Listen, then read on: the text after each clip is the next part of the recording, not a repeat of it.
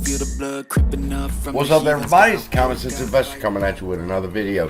In this video, we'll talk about the community town hall meeting I was trying to have.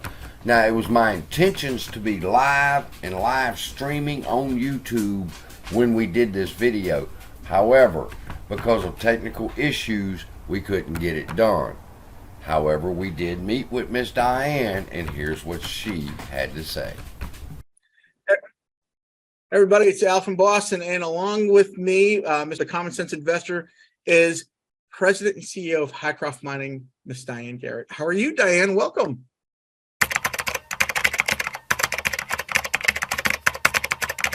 Thank you. It's great to be here. I'm doing outstanding. How are you today? We're doing great. Thank you so much for doing this. We really appreciate it. We know you're very busy, and I'm going to let Bubby kick it over to him and let him ask some questions. He is our resident gold guy and minerals guy, and who's who I defer to for these questions. So, Bubby, go ahead, kick it. Good morning, Miss Diane. What a pleasure to finally meet you. You too, Bobby. I have watched your videos over on YouTube several times, preparing slides for my videos to talk about Hycroft. And I seen a Twitter post you did concerning the Hycroft hustle. As you said, it was a teaser, and I said, oh my God, the Hycroft hustle. I'm 53 years old, and I'm fixing to have to learn how to dance again. Oh, yes. Then when you put it out on YouTube, I was like, that is so awesome. You see the teamwork and the friendship of everybody and how they dance and just get along over there at Hycroft. Whose idea was the song and the dance? So the dance was my idea because I'm a football fan. And, if you score a touchdown, you do your little end zone dance. And, we're putting out a lot of information. It's very technical information, and not everybody has a technical background. And so we do our best to try to show it graphically and communicate it through our press releases and through YouTube videos.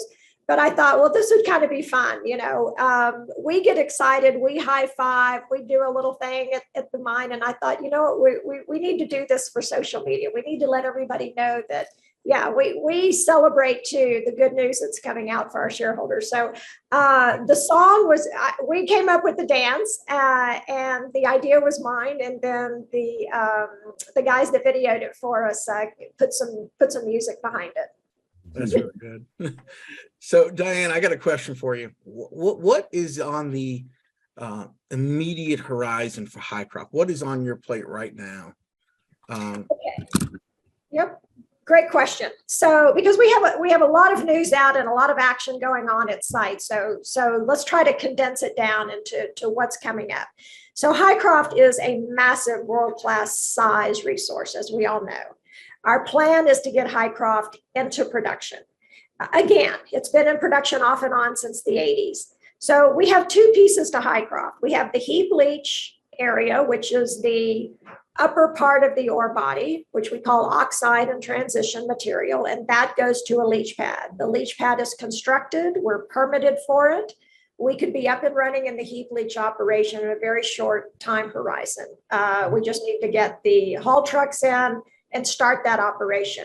Once we start that, though, we're finishing the technical studies to get to the lower part of the ore body. So we need to marry those two up. We need to make sure that as we get through 6, 7, 8 years of the heap leach, that we can go immediately into the lower part of the ore body, which is the milling operation for the sulfides. Mm-hmm. So right now, the studies we've got the studies on the heap leach, that we understand, but we don't want to start it up until we're ready, till we make sure we can transition immediately into the sulfides, and those studies are still being finalized. So over the next 12 months, the studies will be completed. We'll be in a position to say, here's where we plan to start up the operation. But layering on top of all of that, we've got this massive exploration drill program, which we think is really going to change the perception of Hycroft as not just a low-grade deposit, which is lower concentration of gold, even though it's a lot of gold, but that there's some really high grade opportunities. And we've demonstrated that through the drill bit and the press releases that we've already put out, which people are very surprised by because people didn't realize those kinds of grades existed here. And that can be a very, very significant value driver for the project. So the next 12 months is going to be, very critical to us in terms of setting the path forward for Hycroft, as well as, a lot of news flow for the market. So one of the things that me and Mr. Gunter had done is we had done our own independent research in the mine and stuff. You guys got, I mean, gods must be, the gold gods must be smiling on you because you really did hit a gold mine. High concentrations. We went through that, and I've actually forwarded some of the documentation you had on the website to a friend of mine who studies geology at Harvard. He says, "Oh yeah, they're going to be good to go." And that's when Hycroft really got my attention. I kept seeing it everywhere, and I thought, man, these guys really have done it, and they're transitioning now into this the actual next step. What challenges are you going to expect in the future because of these things? I mean, you're doing the sulfide stuff. Give me some of the challenges you're facing day to day for that. So the nice thing about Hycroft is, it has been around for a long time. There's been an enormous amount of drilling. So we aren't challenged with, the resource itself. It's been fully vetted. There's been thousands and thousands of drill holes in it. So the resource is good. One of the things that we would like to do is drill outside the known resource because we've got 60,000 acres that's never been explored. Mm-hmm. And we've got one of the highest grade mines that sits within our land position. It's called Rosebud. It produced at 9 grams a ton, which is well over 9 times the concentration of gold of Hycroft. It's the same system. It's the same system, the same plumbing, the same type rock. So we know we have that type of higher grade or similar higher grades at Hycroft. We just need to find that. So from a technical perspective, it's not challenging to get Hycroft up and running in operation. It's just we want to be able to target the higher grade. The higher grade means we can start smaller, less capital for the mill, better returns for our shareholders. So that's our game plan over the next 12 months is to demonstrate that. So it's going to take a lot of drilling. The good news is we have plenty of cash in the bank, so we have a lot of staying power. The real challenge for us is, what are these markets going to do? If gold prices, a lot of mines out there today, because of inflation on cost and diesel and power and everything else, they're trading dollars at current gold prices. So, that's a challenge. If gold prices, if they stay where they are and improve, then things look very good. But if they start declining, and we've seen gold prices anywhere from $300 an ounce to $1,500 an ounce in my career, and that becomes a challenge. But those are things outside of our control. So we just manage what's in our control. We have plenty of cash. That is not a problem. And it is a problem for a lot of companies today in this environment. And we've got, a huge sandbox to play in. And we've got a very, very smart technical team that is honing in on some of these high priority targets. One of the things that I was just going to say is that the demand for gold is actually rising conservatively in the next 4 to 5 years, according to the studies I've read, everything from electronics to cosmetics. And I think, considering what you have showed us publicly, Hycroft is going to be obviously be able to keep up with the demand. But there is one other thing that I'm worried. I'm not worried about it. I'm just curious if you want to disclose this or not. Lithium. Lithium. Yeah. We do lithium. Yeah. Okay. So may I interject before you answer that? Sure, Bobby. I'm kind of the reason. I seen a picture with Adam Aaron and the AMC Hycroft Gold NFT, and AMC was written in white. And I theorized that perhaps there was lithium, because lithium is also called white gold. So maybe he was trying to send us a hint. And that's been the talk. So now we're coming to the expert, and we want to know, is it even possible that lithium could be there? Well, if we ran 32 element analysis in our labs, you probably would get trace amounts of lithium, because it's just like gold, you get it everywhere. But I want to be very clear is that lithium is formed in certain geologic environments. It's just like, you don't find uranium and gold together. You don't right. find So every deposit is different, and every, like precious metals, gold tends to be associated with silver, and it tends to be associated with copper. So we have a huge land position. Is it possible that there could be lithium in our land position? Sure, it's possible. There's a big lithium mine in Nevada, right? And there's a lot of lithium around. But I will also say that, look, we have a lot of silver, and silver is very important to the electric vehicle market, to the green technologies, to everything, as is lithium. And so, it's not outside our realm. And we have, discussed, do we want to acquire a lithium project? We have good resources. We are strategically looking for growth in this company. Lithium combines very well with the size of a silver deposit we have. We are a precious metals company, but there's nothing to say that we couldn't venture into lithium as well. And so that could be a possibility. Will we find it at the Hycroft mine? Don't know. At our current footprint of where our resource is, it would be unlikely, because lithium just doesn't form in that type of geologic environment as gold does. But, we have, over 70,000 acres. That's a lot of area. So it's something that we do talk about internally, because it is a very, very important commodity, and it could have a lot of synergies to the applications of the silver that we have as well. That's what I was about to mention, was although it is important, lithium is important, silver is just as important. I didn't realize that until I seen the Hycroft dance video. And it showed the silver going up, and I'm going, and the cars, and I'm going, let me look into this. And then I realized how much silver is used in cars. Even my dad's car, I said, you can't put your window down without them using some silver.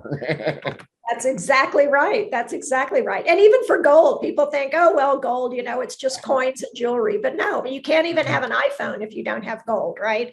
And dig, woman, dig. We got to have our phones. That's exactly right. We need our phones. One of the things that I've noticed, and I do mostly AMC videos, GME, but I had an extraordinary case that happened a couple months ago. During some really some turbulence in the market, really prompted a question. And I don't know if you guys if they asked this question to you, but a lot of people asked and inquired if Hycroft would go dealer direct to consumer, B2C, in terms of gold. There has been this interesting opportunity that presented itself to where the gold distributors, like the Shift Golds and those kinds of companies, that's where I buy my gold, the Shift Gold. And I would rather give my money over to Hycroft any day if you guys are able to transport and send it over to my home, if I were to buy gold directly from you guys. Is that something that could be a possibility one day? I mean, I know it's a kind of a loaded question, but it was asked so many times to me that I was warranted a response. I mean, I just figured, I'd run it by and see what you thought. Absolutely.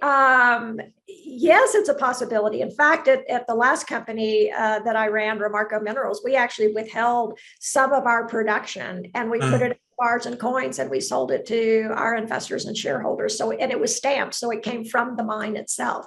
So right now, what we're doing is we are taking some of our production of the silver and the gold, and we are minting some coins. And I know a lot of people, we've talked about it. I've talked about it.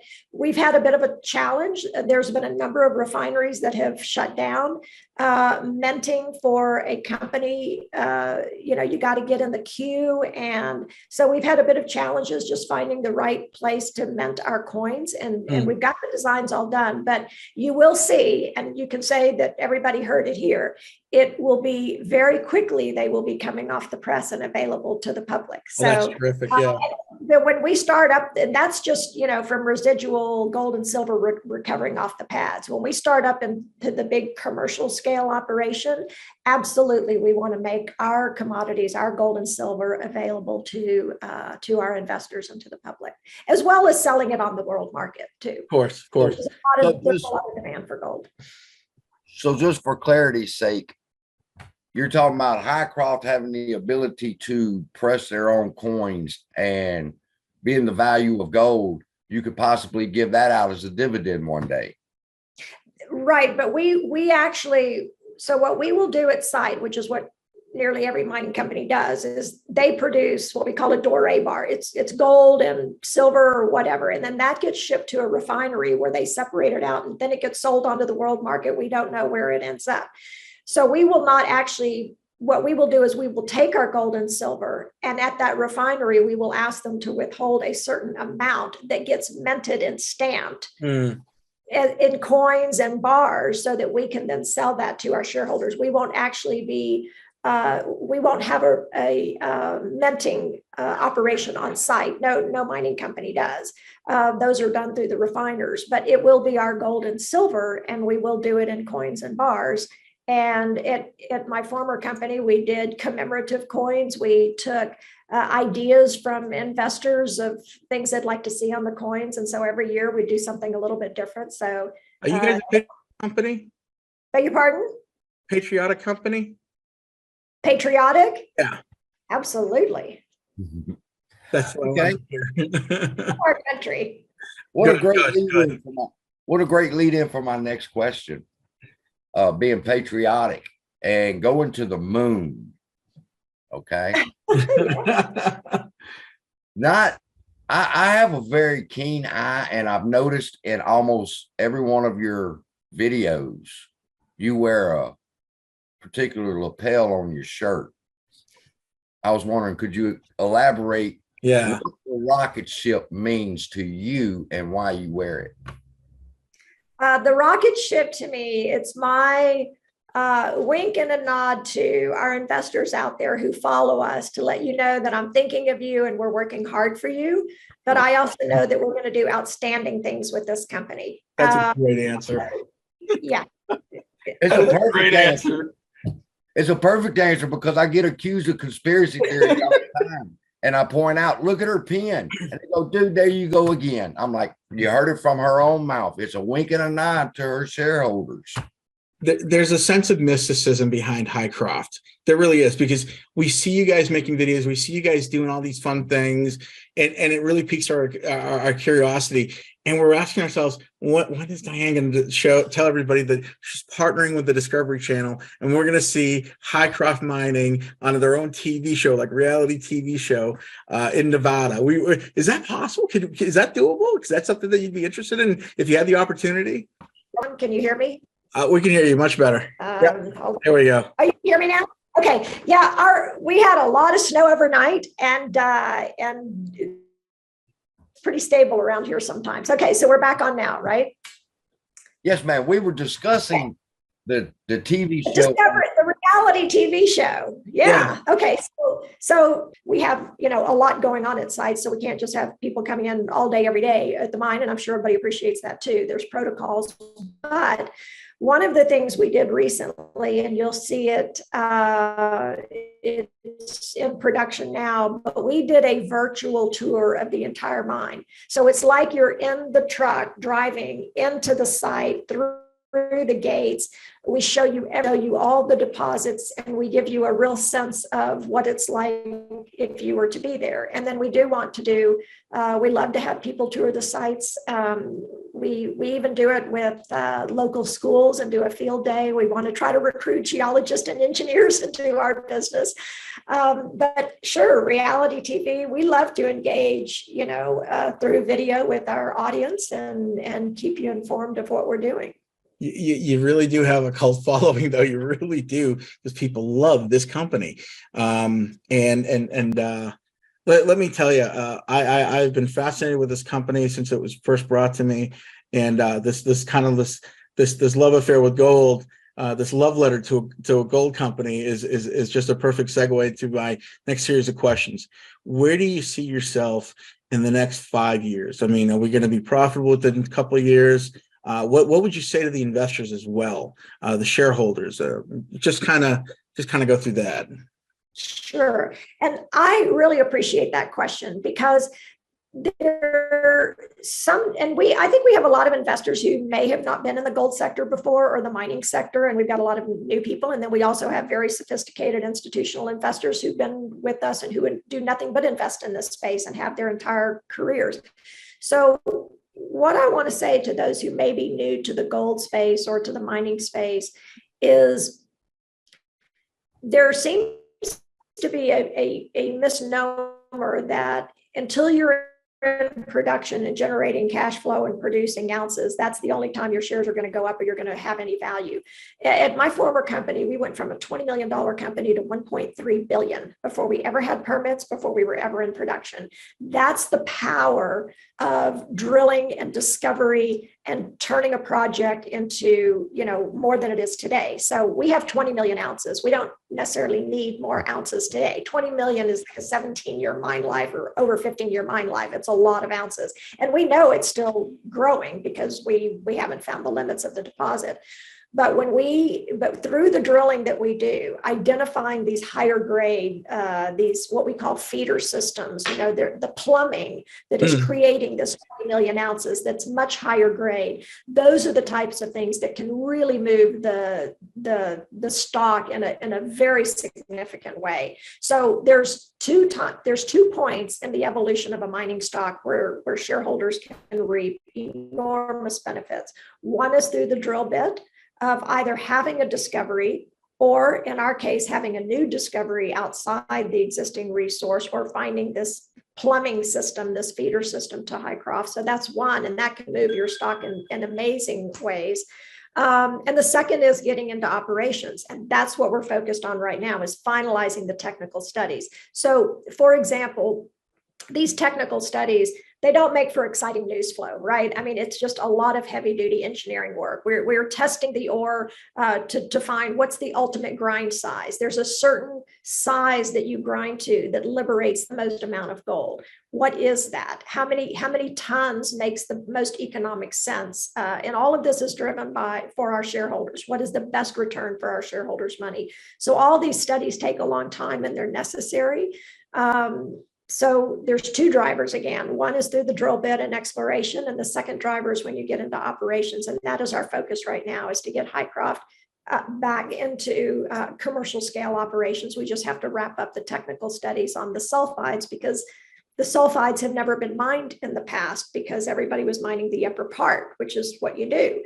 Now that we're going to be getting into the sulfides, that's the longer term life of the mine, and the studies have to be completed in order to put that into production, to determine what size haul trucks we need, what size mills we need, everything. And so that will be done this year. And then we'll have a very clear picture for the market as to, what the timing is of the startup of the operation.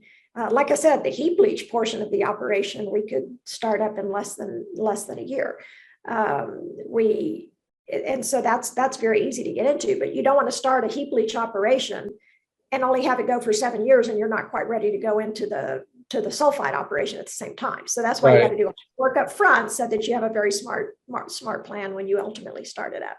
So it sounds like you guys are really fast tracking everything to success, and I appreciate that. I don't have any more questions. Bob, you got anything else?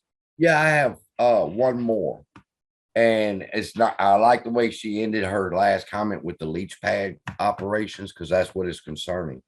I noticed that gold prices are rising, and I noticed on your website and in your press release you shared with us that the reason you were stopping the leach pad operations was because it was no longer economically feasible.